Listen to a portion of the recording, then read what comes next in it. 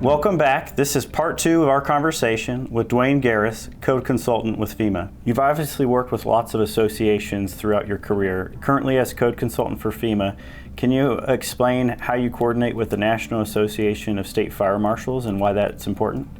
Sure. National Association of State Fire Marshals is a group of the 50 state fire marshals that were formulated, and they have issues that are common across the country. They have issues that are totally different from the East Coast to the West Coast. So they have a group that get together on an annual basis and work out some issues and make positions. Now, NASFM, that group, has belief in very specific things. One of them is layered fire protection.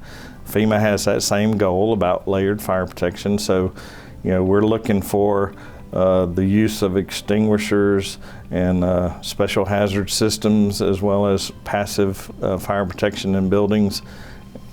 NASFM's doing the same thing. So NASFM actually has a model codes committee that looks at codes as they're being developed and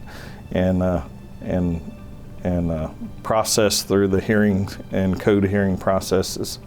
And FEMA gets involved in that too. We look at it, we evaluate what's being proposed, we go to those committee meetings, and sometimes things are being put in there that go against the grain of what FEMA believes, as well as NASFM. And so when that occurs, for example, we ask them also for support. They ask us for support, and we have gone and testified on behalf of FEMA at those code hearings to get some things either implemented, maintained, or removed from the codes and standards for the betterment of the membership.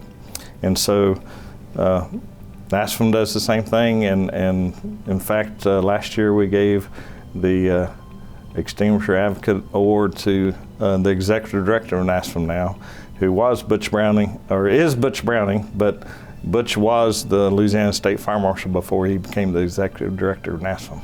Okay. So it sounds like that coordination is pretty essential. It is. It is. So after fire equipment is installed, it needs to be maintained. Can you explain what that process looks like, and specifically what ITM stands for and why it's important?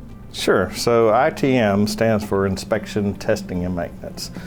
And so you not only are wanting something to be installed properly to begin with, but once it's in there, it's a system, and everything is no different than a car. It has to be maintained. And every once in a while, you got to check it out. So the inspection part really is twofold. One is the owner's responsibility to do some monthly inspections on things in between the service technicians' inspections that come in more detailed. And then the testing of those systems, there are things that have to be tested sometimes to make sure, for example, pipes are clear, the system activates properly, it covers what it needs to cover. And then the maintenance of those is, again, to maintain that the chemicals are still there, the fusible links are changed out every so often on the special hazard systems, and even to the hydrostatic test of the tanks, we got to do that because that is a pressurized vessel, and you want to make sure they're still safe and compliant with sometimes the DOT and sometimes just the low pressure systems.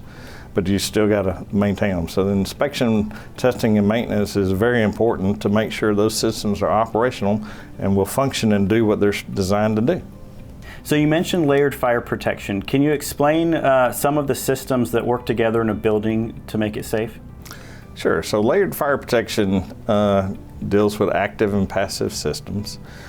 Layered fire protection can include exits, enclosures around exits, enclosures around shafts, enclosures around hazardous areas, subdivisions of buildings, smoke compartmentation. So those are some of the passive systems. Some of the active systems are things like portable extinguishers, the fire alarm systems, sprinkler systems. Those are all active systems that action takes place when an event occurs and stuff. So some things require human intervention, such as use of a portable fire extinguisher. You got to have a human to utilize the tool that's there. An active system that is static, such as a sprinkler system, is waiting for a fire to occur, and it's like a firefighter that's there 24 hours on call. It's just waiting to put the water on it. So when the fire gets hot enough, then the system would activate with the bust of the bulb or the fusible link and activate and let water flow out. Now the key is we want to use portable fire extinguishers before we even have to worry about a fire getting that big.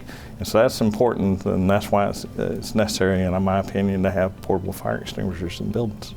The codes haven't always been the exact same between state and federal buildings or facilities.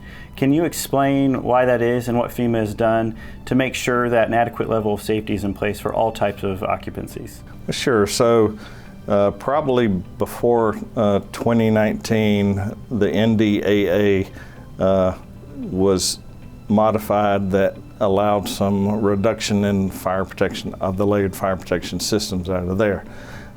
Since that time, when FEMA became aware of that, we had some legislation that was introduced with Senate and the Congress elected officials to deal with strengthening that language. And so we had one change that said that you would comply with the fire codes now on the national level. Well, that was sort of interpreted as strictly NFPA 101.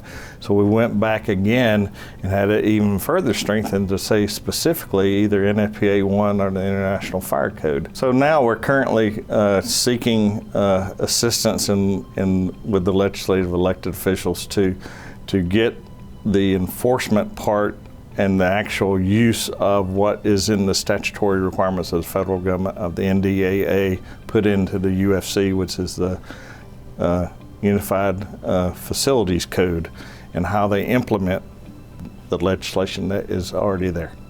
You also serve as a member of NFPA 1. What is the difference between NFPA 1 and NFPA 101? So NFPA 101 is the Life Safety Code. So the Life Safety Code deals specifically with the protection of life, a little bit of the property, but mainly it's an exiting. It used to be called the Buildings Exit Code because you're just trying to protect the people in there and get them out in time. The Fire Code, the NFPA 1, is a code that deals with all types of hazards. It deals with the encapsulation of hazardous materials. It deals with the protection of the individuals. It deals with the systems themselves. So that code is a broad aspect of all hazards protection, whereas the Life Safety Code is strictly dealing with getting the occupants out of the building as best it can. So the fire codes sometimes have more stringent requirements than the Life Safety Code because, again, it's an all hazards approach to deal with safety. Dwayne, thank you so much for your time. Sean, it's been a pleasure. Enjoyed sharing what I know and look forward to having more conversations with you. Absolutely. Thank you for watching. This concludes part 2 of our discussion with Dwayne Garriss, Code Consultant with FEMA. Please be sure to like and subscribe.